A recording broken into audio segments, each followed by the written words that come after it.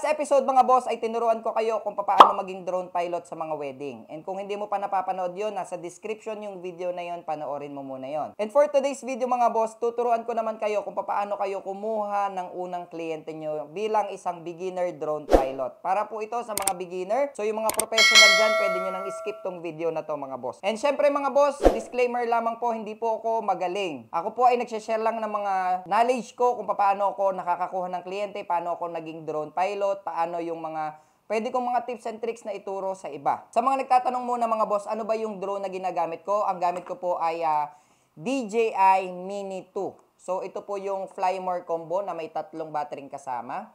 And syempre mga boss, napakadali lang po niyang i-operate. Paano nga ba? Paano yung unang ginawa ko para makakuha ko ng unang kliyente ko bilang isang drone pilot? First mga boss, nag-post po ako sa mga Facebook group. So saang Facebook group ka, kailangan mag-post. Yan yung laging dapat tanungin mo sa sarili mo. Mag-start ka sa lugar mo. Kung taga saan ka. For example, ako, taga Lopez ako. Nag-join ako sa mga group ng Lopez. Tapos, doon ako nag-post ng serbisyo ko. Isa po akong event videographer, photographer, and syempre ako po ay isang drone pilot. Pwede niyo po akong i-hire bilang drone pilot sa event ninyo kung meron kayong mga wedding, kung meron po kayong mga debut, kung meron po kayong anong event na gusto nyo. Kung meron po kayong gustong ipa-landscape na mga lupain, pwede po ako. Tapos naglagay ako, magkano yung presyo ko? Ang presyo ko noon, 2,500 po sa 3 battery. Plus yung atin pong transportation, syempre hindi kasali yun. Magkano yung dinadagdag ko sa transportation? Nasa 200, 300, depende po sa kung ganong kalayo at kung ano yung gamit ko. Motor lang naman yung gamit ko, so nasa 200, 300 lang yung ginagawa kong additional. Papaano ako nagpo-post? Ang ginagawa ko, nilalagay ko po yung mga image sample, yung mga video sample ng drone footage ko.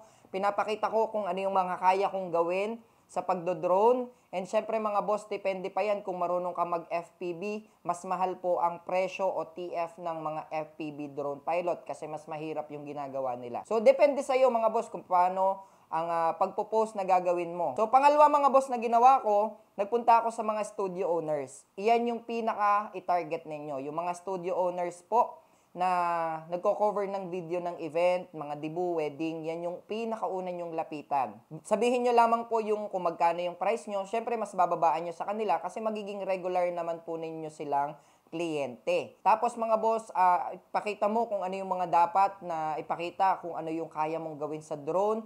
Boss, kaya kong videohan ng maganda yung simbahan, kaya kong ipakita sa audience kung gaano kaganda yung venue. Ganon. Kailangan mong ibenta yung sarili mo. Kailangan mong ibenta, kailangan mong galingan dahil sila yung mga malaki na maibibigay sa yung pera, yung mga studio owners na yan, mga boss. Kasi sila yung kailangan talaga mga drone pilots dahil po mahirap po maging drone pilot tapos at the same time videographer ka pa. So pangatlong hinanap ko mga boss is yung mga broker ng lupa. Yung mga nagbebenta ng lupa. May mga kaarian na merong lupa. Yan. So marami po dyan gusto nilang tingnan kung gaanong kaganda yung kanilang bibilhing mga lupa. Gaanong kaganda yung kanilang pinagbebentan lupa para makatulong sa kanila sa pagbebenta ng kanilang lupain, mga boss. And syempre, pwede rin yung mga bibili pa lang ng lupa. Boss, bibili ka ng lupa, nakita ko yung post mo. Ang kailangan mong gawin, kailangan makita mo muna kung gaano kaganda yung bibilhin mong lupa. Baka merong pangit dun sa bibilhin mong lupa. So, gamit yung drone, mga boss, makikita mo kung ano yung itsura ng lupain na bibilhin mo gamit sa himpapawid, mga boss. So, ganun kaganda dito, mga boss, di ba? Ang maganda dun, mga boss, sa pagpo-post mo, sa pag-PPM mo sa kanila, nakikita ka rin ng ibang tao na, okay, si Boss Will pala, meron pala tong drone, pwede pala siyang i-hire as drone pilot. Magkano kaya yung TF niya? I-PPM ka na nila, mga boss. Napakalaking tulong na nagkakaroon ka po ng interaction sa mga Facebook group, sa mga kung ano-anong post, tapos pinapakita mo na meron ka pong drone at ikaw po ay pwedeng i-hire as drone pilot, mga boss. So, napakalaking tulong yun, mga boss. Lalong-lalo na sa panahon ngayon, mga boss. Tapos, syempre, mga boss, pwede ka rin gumawa ng Facebook page. Okay? So, yung Facebook page na gagawin mo, ang ilalagay mo lang doon lahat ng serbisyo mo. Kung ikaw ay nagvi-videographer, ilagay mo doon lahat ng mga post mo na video. Kung ikaw po ay isang drone pilot, mga boss, kung ganong kagaganda yung mga shot mo gamit yung drone mo, ilagay mo doon. Tapos ilagay mo yung contact number mo, ilagay mo yung email address mo, ilagay mo yung address mo, and syempre i-inform mo sila na ikaw ay pwede nilang i-hire as a drone pilot, mga boss. Ang maganda doon, mga boss, napakarami na ng social media ngayon, iyan yung patok na patok na pinagkakaabalahan ng mga tao ngayon. So kung nasaan yung mga tao, dapat nandun ka din.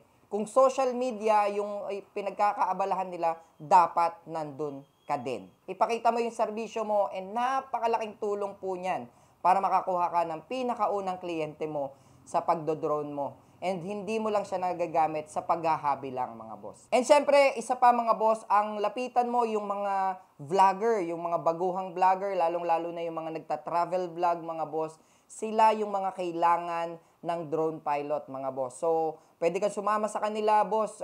Ilibre ko muna sa iyo itong isang lakad na to. Then, ipapakita ko sa iyo kung gaanong kaganda yung shot ko pagka isinama mo ko sa lakad mo. And kung makikita mo, pag na-edit mo na yung video mo, pag nagamit mo na yung drone shots ko, makikita mo kung gaanong kaganda yung nagagawa ng aking mga shot, mga boss, para mas mapaganda yung content mo. And sure ako, mga boss, na pag ginawa mo tong mga to, mga boss, imposibleng hindi ka makakuha ng iyong kliyente bilang isang drone pilot. So, yan yung mga ginawa ko para makakuha ng kliyente. Effective naman siya, mga boss. Sa ngayon kasi, isa din naman akong studio owner, so nagagamit ko talaga lang sobra-sobra itong drone ko, mga boss. Kung nakarating ka sa dulo ng video na to, maraming salamat, and sana ay man natutunan ka sa video na to, mga boss. I-share mo rin naman sa iba para may matutunan din sila, mga boss.